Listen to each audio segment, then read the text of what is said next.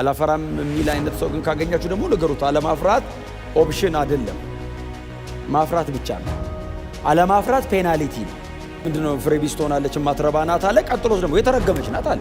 ምን ይሆን የተረገመች ናት አሁን የሚለው ቃል ራሱ በጣም ከባድ ቃል ነው በእውነቴ። አያፈራም ቅጣት ነው። ቀጥሎ ይረገማል ብሎ ከዛስ መረገሚያው ተቀርቦ መጨረሻው በእሳት መቃጠል ነው ነው። ዕብራውያን ምዕራፍ 6 ከቁጥር 8 እስከ 12 በጌታ በኢየሱስ ክርስቶስ ስም አነበዋለሁ። የምንወደው የጌታ ቃል እንደዚህ ይላል፣ ነገር ግን እሾህና አሜከላ የምታበቅል መሬት ዋጋ ቢስ ትሆናለች፣ መረገሚያዋም ተቃርበዋል፣ መጨረሻዋም በእሳት መቃጠል ነው። ወዳጆች ሆይ ምንም እንኳ እንደዚህ ብንናገርም ከድነታችሁ ጋር የተያያዘ ታላቅ ነገር እንዳላችሁ እርግጠኞች ነን። እግዚአብሔር አመፀኛ አይደለም፣ እርሱ ስራችሁን እንዲሁም በፊትም ሆነ አሁን ቅዱሳንን በመርዳት ስለ ስሙ ያሳያችሁትን ፍቅር አይረሳም። የተሰጠው ተስፋ እስኪፈጸም ድረስ እያንዳንዳችሁ እንዲህ ያለውን ትጋት እስከ መጨረሻ እንድታሳዩ እንመኛለን። በእምነትና በትዕግስት የተስፋውን ቃል የሚወርሱትን እንድትመስሉ እንጂ ዳተኞች እንድትሆኑ አንፈልግም። ጌታ የተመሰገነ ይሁን። ምዕራፍ 6 ላይ ባለፈው 15 ቀን ቁጥር 7ን አብረን ተካፍለናል አይደል? ዘወትር በእርሷ ላይ የሚወርደውን ዝናብ የምትጠጣ ለሚያርሷትን ፍሬ የምትሰጥ አይደል ያለው? ለሚያርሷትን ፍሬ የምትሰጥ ያቺ መሬት ከእግዚአብሔር ዘንድ በረከትን ትቀበላለች ይላልና ምላሽ የምትሰጥ መሬት የሚለውን እሱን ያው እናንተ ናችሁ ብዬ እሱ ላይ በጣም ሰፋ ያለ ነገር ተናግሬ ያለው።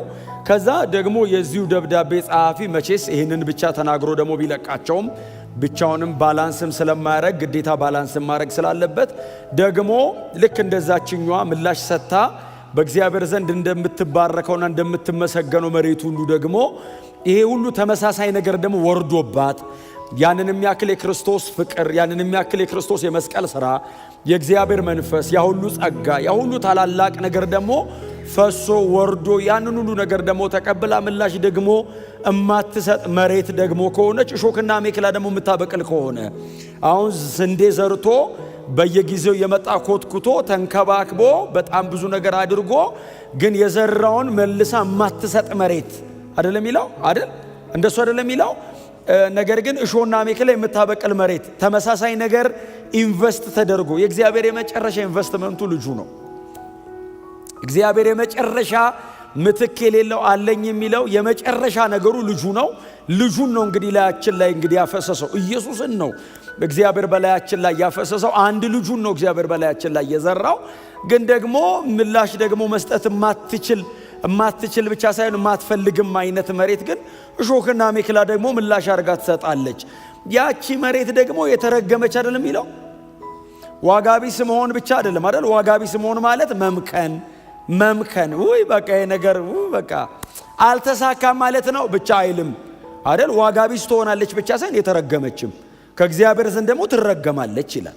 ያ ሁሉ ነገር ግን ኢንቨስት ተደርጎ ያንን ሁሉ ነገር እግዚአብሔር ገልጦ ያንን ሁሉ ነገር ደግሞ እግዚአብሔር አፍስሶ ባለፈው 15 ቀን እንደነገርኳችሁ ገበሬ ፍሩት ኦሪየንትድ ነው። ገበሬ ፍሬ ፈላጊ ነው። ስለዚህ እግዚአብሔር ፍሬ ፈልጎ ይመጣል። እንደውም ጥሩ ማስረጃ የሚሆነን ኢሳይያስ ምዕራፍ 5 አይደል? ለወይን ስፍራዬ ምን ያላረኩለት ነገር አለ አለ እግዚአብሔር።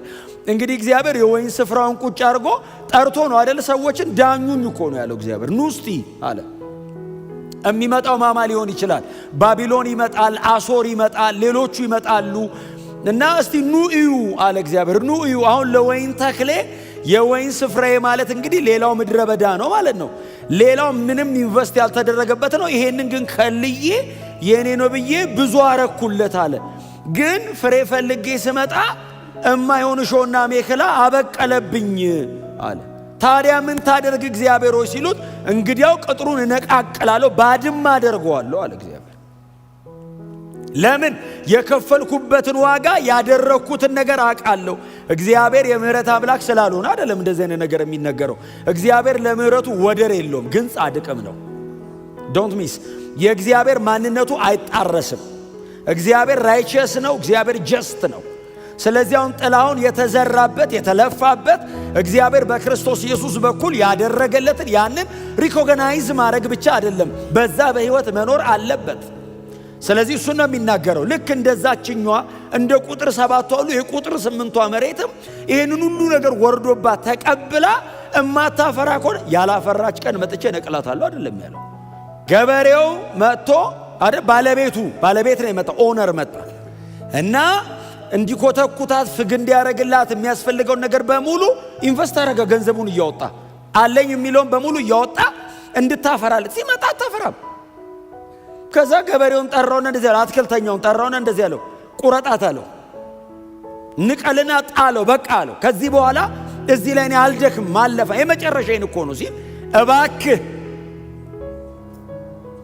አንድ ድል የዛሬ ዓመት ሲለው ባለቤቱ ምንድነው ያለው? እምቢ አይደለም ያለው፣ እሺ እታገሳለሁ። እምታፈራ ይመስልሃል? በሙሉ ኃይሏ ታፍራ አይደለም ያለው። የማፍራት ትንሽ ምልክት ካለ እናግዛታለን። ገበሬው እጁ ላይ መቀስ አለ። እኔ አይደለም ያልኩት፣ ዮሐንስ 15 ግቡና አንብቡ። መቀስ አለ።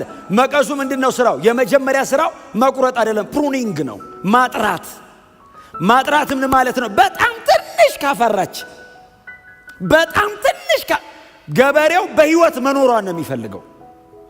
በጣም ትንሽ ካፈራቸው በደንብ እንድታፈራ ያጠራላታል። እንዳት በሙሉ ኃይሏ እንዳታፈራ ምንድን ያረጋት ይላል። እዚህ ጋር እንትን አለ፣ እዚህ ጋር እንትን አለ፣ እዚህ ጋር እንትን አለ፣ እዚህ ጋር እንትን አለ። አዎ ቆራርጥላት ይላል። ዙሪያዋን አጸዳርቶት ይሄድና በሚቀጥለው ዓመት ሲመጣ በጣም ብዙ ታፈራለታለች።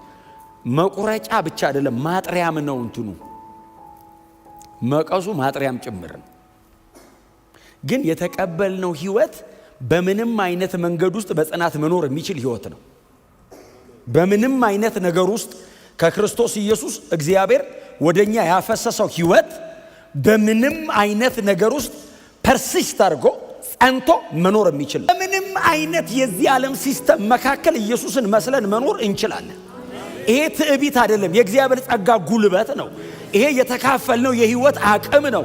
ኢየሱስ እኔ የለበስኩትን ሥጋ ለብሶ መሬት ላይ ይሄንን ዓለም ተቃውሞ ድል አድርጎ ጨርሶ ሄዷል። ምን ማለት ነው? እኔ ሱፐር ቢንግ ነኝ እያለኝ ብቻ ሳይሆን እኔ የኖርኩትን በአንተ ውስጥ ሆኜ እደግመዋለሁ ነው ያለ።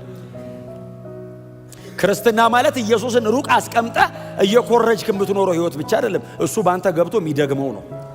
ሩቅ አስቀምጬ ኢሚቴት የማደርገው ብቻ አይደለም። እኔ አልኖርም አንተ ግባና ኑር ትለው። ያኔ ማፍራት እሱ ልማዱ ነው። አፍሩ። የወይን እርሻ ናችሁ እናንተ የእግዚአብሔር እርሻዎች፣ እናንተ የእግዚአብሔር እርሻ ናችሁ ይላል እኮ። እንደውም እኮ አዲስ ኪዳን ላይ ጳውሎስ ራሱ እኮ ይላል እርሻ ናችሁ፣ ህንፃ ናችሁ። ምን ማለት ነው? እርሻ ገበሬ ኢንቨስት ያደርጋል ጉልበቱን፣ ጊዜውን፣ ገንዘቡን፣ ያለውን በሙሉ ፖቴንሻሉን፣ ዕውቀቱን፣ አቴንሽኑን፣ ኮንፈርቱን። ምን ኢንቨስት የማያደርገው ነገር አለ ገበሬ እርሻው ላይ? ኮንፈርት። ሌሊት እየተነሳ ይለፋል። ገንዘቡን አለኝ ብሎ ያጠራቀመውን ለዘር ያስቀመጠውን አውጥቶ የክፉ ቀኑ ነው የሚዘራብህ። አለኝ የሚለው ነገር አቴንሽኑ በየቀኑ እየመጣ ይኮተኩታል። ተስፋ አድርጎ አፍሩ ነው የሚላቸው። ኧረ አፍሩ። እንዴት ትችላላችሁ አለማፍራት? በእውነት አለማፍራት እንዴት ይቻላል? ይሄ ሁሉ ነገር ወርዶ ላዩ ላይ ሰው እንዴት ሳያፈራ ይኖራል? እንዴት ጌታን መውደድ ያቅተዋል? እንዴት ኢየሱስ ማለት እንዴት ያቅተዋል ሰው? ይሄንን ሁሉ ነገር እግዚአብሔር ላዩ ላይ አድርጎበት ወይ አንደርስታንድ አላረገም ማለት ነው። በእውነት ኢየሱስ ሲባል ማልቀስ ጥሩ ነው። ልባችሁ ንክት ሲል ማለት ኢየሱስ ሲባል ሴንሲቲቭ መሆን፣ ስስ መሆን፣ ቶሎ መነካት፣ መንበርከክ። በቃ እሱን ግለጥልኝ፣ አብራልኝ፣ እዛው እስክተተኝ። ይህንን ማድረግ ይሄ መንፈሳዊነት ነው። ይሄ ክርስትና ነው። ይሄ የእግዚአብሔር ልብ ነው። ባይዘወይ በልጁ እንድነካ ይፈልጋል። ከልጁ በላይ የለውም። አሜን ነው። ስለዚህ አለማፍራት አይቻልም። እኔ ለዛ ነው ቁጥር 7 ናችሁ እናንተ ያልኩት። ለምን ይሄ ሁሉ ነገር እንደወረደብን አንደርስታንድ አድርገናልኛ። ኢየሱስን መውደድ መቻል አለብን። የክርስቶስ ሲቃይ ሲነገር ሰው ስስ መሆን አለበት። በእውነት መነካት አለበት። አቃተኝ ጌታ ሆይ ማለት አለበት። ክብር ለኢየሱስ ይሁን። በጣም የተትረፈረፈ ፍሬ ማፍራት የምንችልበት ነው ጉዳዩ። ግን እንደው እዛ ድረስ እንኳን ባይሆን አትሊስት ጌታን መውደድ። ክብር ለኢየሱስ ይሁን። እና የሰውዬ በጣም ትንሽ ዱላ በዛባቸው። በእውነት እኔ እንደዚህ ሰውዬ አይደለሁም ለእናንተ። ምክንያቱም እሱ ቁጥር 8 ላይ በጣም ከባድ ነው አይደል እንዴ? አንደኛ ምንድነው ፍሬ ቢስ ትሆናለች የማትረባ ናት አለ። ቀጥሎስ ደግሞ የተረገመች ናት አለ። ምን ይሆን የተረገመች ናት? አሁን የሚለው ቃል ራሱ በጣም ከባድ ቃል ነው በእውነት። አናቴማ የሚለውን ቃል ነው በይዘው ደጋግመው ቢጠቀሙት። እግዚአብሔር በቃ ምንም አጣበት። ህይወት የሌለው መሬት ነው አይነት ነው። ከእግዚአብሔር ዘንድ የተረገመ ይሆናል ማለት ባይዘው እግዚአብሔር ለዘላለም እንዳያፈራ ምናን ይላል ማለት እኮ አይደለም። እግዚአብሔር በአንተ ዲስአፖይንት ከሆነ ከዚህ በላይ ርግማን አለ እንዴ? እግዚአብሔር ፈልጌው ነበር በቃ አልሆነም ቢል እንዴ ከዚህ በላይ ጥፋት፣ ከዚህ በላይ በእውነት ከዚህ በላይ ኪሳራ አለ እንዴ? እግዚአብሔር ለፈለገን ጉዳይ አግኝቼዋለሁ ብሎ እላይ ላይ ፍሬ ሲሰበስብብኝ የእግዚአብሔር ደስታ ኃይላችን ነው። እግዚአብሔር ደስ ሲለው ኢምፓወር ያደርጋል። ብድግ ትላለህ አንተ ራስ። ክብር ለኢየሱስ ይሁን። ስለዚህ አለማፍራት አይቻልም። በቃ ዝግ ነው፣ ታፈራላችሁ። እግዚአብሔር የተመሰገነ ይሁን። ግን እንደዚህ አይነት ሰው ግን ካገኛችሁ ደግሞ ንገሩት። እንደዚህ አይነት ሰው ካገኛችሁ ግን አላፈራም የሚል አይነት ሰው ግን ካገኛችሁ ደግሞ ንገሩት። አለማፍራት ኦፕሽን አይደለም፣ ማፍራት ብቻ ነው። አለማፍራት ፔናልቲ ነው። ባይዘው አያፈራም ቅጣት ነው። ቀጥሎ ይረገማል ብሎ ከዛስ መረገሚያው ተቀርቦ መጨረሻው በእሳት መቃጠል ነው የሚለው። አሁን ይሄን ነው ማብራራታውን ይፈልጋል ክፍሉ ራሱ አይፈልግም እኮ። በቃ እግዚአብሔር በቃ ይተዋል። ከዛ በኋላ ሲመጡ ምንድነው የሚያደርጉት? በቃ ባለ ገበሬው ትቶታል እና በቃ አቃጥለው። እያንዳንዷን የተከፈለች ዋጋ እግዚአብሔራው አይረሳትም። ምን አድርጋችኋል? በእግዚአብሔር ቤት ምን ከፍላችኋል? አጠገባችሁ ላለው ሰው ግን ምናልባት በጣም ዋጋ የከፈላችሁለት ሰው ረስቶት ሊሆን ይችላል። በጣም ጸልያችሁለት፣ አግዛችሁት፣ ደክማችሁበት ለሱ ብላችሁ በጣም ፋይት አድርጋችሁ ዘንግቶት ሊሆን ይችላል። የዚህ ደብዳቤ ጸሐፊ በጣም በጎ ካረጋችሁለት ሰው የሆነ ነገር ጠብቆ አይደለም የሚለው። እግዚአብሔር አይረሳም ነው። እግዚአብሔር ከፋይ ነው። ለምንድን ነው የሚከፍለኝ? ለስሙ ስላሳየው ፍቅር። ቀጥሎ ቅዱሳንን ስላገለገላችሁ ያለፈ ነው። ስለምታገለግሉ የሚቀጥል ነው። ድከሙ በእግዚአብሔር ቤት ላይ ድከሙ። አጠገባችሁ ላለው ወንድማችሁ፣ አጠገባችሁ ላለች እህታችሁ ድከሙ። ከጸሎት ጀምራችሁ እውነቴን ነው የምነግራችሁ። በጣም ዋጋ የምትከፍሉለት ሰው በምንም አይነት መንገድ አንደርስታንድ ሊያረጋችሁ ይችላል። እናንተ ነገሩን የምታረጉበትን ልብ ነው እግዚአብሔር ጀስቲፋይ የሚያረገው። እንግዲህ የተሰጣችሁ ተስፋ አለ ነው አይደል? ቁጥር 11 ተስፋው ምንድን ነው? የዘላለም ሕይወት ተስፋ፣ የዘላለም ክብር ተስፋ፣ የዘላለም መንግስት ተስፋ። ተስፋው እስኪፈጸም ድረስ ምን አሳዩ ነው የሚለው? እያንዳንዳችሁ እንዲያለውን ትጋት አሳዩ። ትጋት ከምን ጋር ነው የሚነጻጸረው? ከዳተኝነት ጋር። ቁጥሩ 12 ዳተኞች እንዳትሆኑ የሚል ቃል አለው መጨረሻ ላይ። ትጋት ከዳተኝነት ጋር ነው የሚነጻጸረው። ትጋት ላስጨራሽ ነው ግን ውጤት አለው። ዳተኝነት ደግሞ በጣም ሪላክስ አለው፣ ውጤት የለውም። ዳተኝነት እንባ፣ ለቅሶ፣ ጸጸትና ሐዘን ያለው። ትጋት አሳዩ።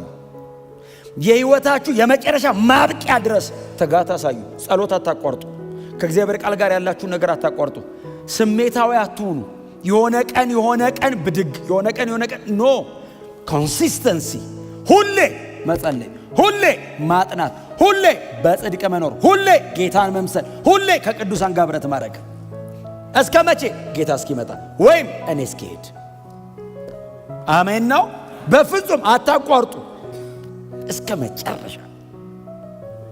ትጋት፣ መሰጠት፣ ዲሊጀንስ። ኢየሱስ ጌታ ነው። በትጋት እስኪፈጸም ድረስ አታቋርጡ፣ ትጉ ሁኑ።